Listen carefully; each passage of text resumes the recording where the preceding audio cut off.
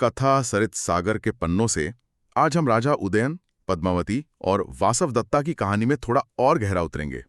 ये सिर्फ एक शादी की कहानी नहीं है। जी नहीं, बिल्कुल नहीं।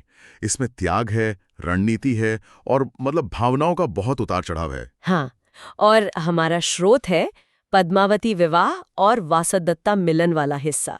देखना ये है कि कैसे राजनीतिक जरूरतें और निजी प्रेम किरदारों को ऐसी राहों पर ले जाते हैं जिनकी उन्होंने शायद कल्पना भी न की हो। बिल्कुल, तो चलिए शुरू करते हैं। तो कहानी शुरू होती है पद्मावती के विवाह की तैयारियों से। मगध में धूमधाम है। और वहीं वासवदत्ता हैं जो अपनी पहचान छुपाकर अवंतिका बनकर रह रही हैं। वो पद्मावती को एक खास माला पहनाती हैं, अम्लान माला, जो मुरझाती नहीं। हाँ, और एक खास तिलक भी लगाती हैं। फिर राजा उदयन पहुंचते हैं मगध। स्वागत तो भव्य होता है, पर राजा तो कुछ खोए हुए हैं। हाँ, कहते हैं लोग उन्हें देखकर कि विरह में ऐसे हो गए हैं जैसे बिना रति के कामदेव।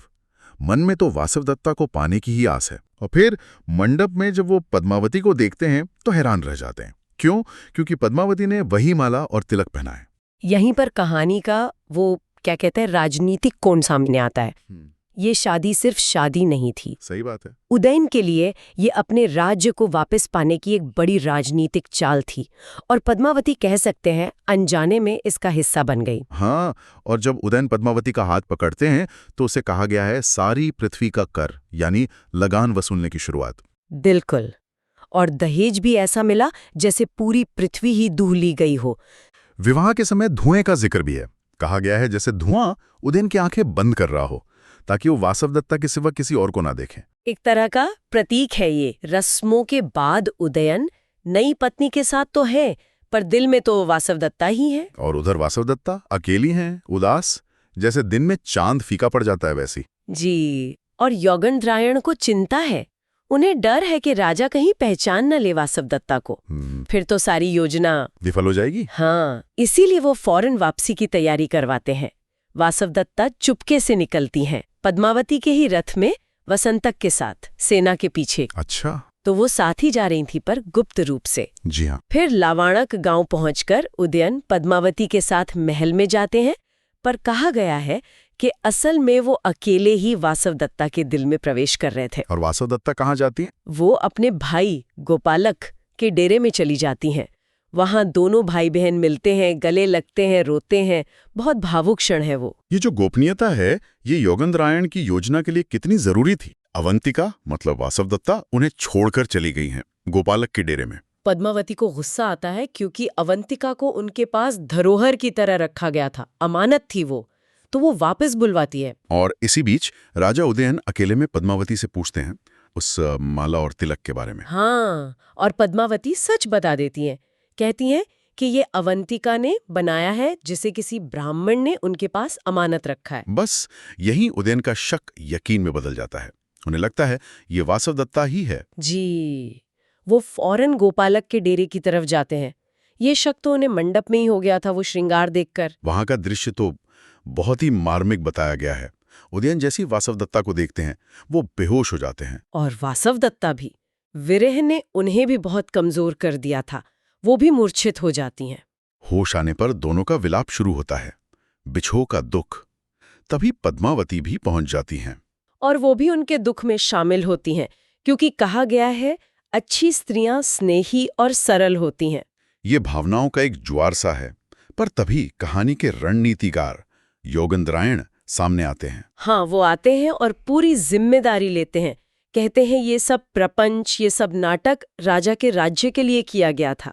और वासवदत्ता के चरित्र की पवित्रता की कसम खाते हैं। पद्मावती को गवाह बताते हैं। बात इतनी बढ़ जाती है कि पद्मावती, जिनका दिल साफ है, वो वासवदत्ता की पवित्रता साबित करने के लिए खुद अग्नि में प्रवेश करने को तैयार हो जाती हैं। उदयन खुद को दोषी मानते हैं। वासवदत्ता कहती हैं कि वो राजा की शांति के लिए अग्नि परीक्षा देंगी। स्थिति बहुत गंभीर हो जाती है। जी, बहुत ज्यादा। तब योगेंद्रायण एक कदम उठाते हैं। वो पूरब की तरफ मुंह करके आचमन करके लोकपालों का आह्वान करते हैं, देवताओं को पुकारते हैं। हाँ, वो कहते हैं कि अगर मैं राजा का सच्चा हितैषी हूँ और महारानी वासवदत्ता पवित्र है, तो देवता गवाही दें, वरना मैं यहीं जान दे दूंगा। और तभी तभी एक आकाशवाणी होती है, बादलों की गरज जैसी आवाज। क्या कहती है वो आकाशवाणी? कहती है, वो राजा धन्य है जिसके मंत्री तुम्हारे जैसे हैं और जिसकी पत्नी वासवदत्ता पूर्व जन्म की देवता है। इसमें कोई दोष नहीं है। और ये आवाज सब सुनते हैं। वाह, ये तो कहानी का एकदम निर्णायक मोड़ है, एक दैवी हस्तक्षेप। बिल्कुल। ये ना सिर्फ वासवदत्ता और योगेंद्रायण को निर्दोष साबित करता है, बल्कि उनके कामों को, जो राज्य के लिए थे, एक तरह से सही भी ठहराता है। तो अंत में राजा उदयन योगेंद्रायण की बुद्धि की तारीफ करते हैं, मानते हैं कि अब सारी पृथ्वी उनके वश में है। जी, और वो अपनी दोनों पत्नियों के साथ सुख से रहने लगते हैं। वासवदत्ता और पद्मावती भी समय के साथ एक दूसरे की प्रिय सखी बन जाती हैं। तो इस पूरी कहानी से हम क्या समझें? ये रणनीति, त्याग, प्रेम, कर्तव्य, सबका एक उलझा हुआ ताना बाना है। हाँ, जिसका अंत एक बाहरी शक्ति, एक दैवीय आवाज सुखद बना देती है। कहानी का अंत तो सुलह और खुशी से होता है। जी, लेकिन एक सवाल तो रहता ही है, क्या बड़े लक्ष्यों के लिए ऐसे साधन हमेशा सही होते हैं? जो पीड़ा सही गई, वो कम तो नहीं थी? सही कहा। और सोचने के लिए एक बात और, क्या? अगर वो आकाशवाणी ना होती तो? अच्छा सवाल है। मानवीय रिश्तों की उलझनों में बाहरी पुष्टि, भले ही वो दैवीय हो, उसकी कितनी जरूरत है या कितना महत्व है? कथा सरित सागर की इस कहानी पर हमारी आज की चर्चा यहीं तक।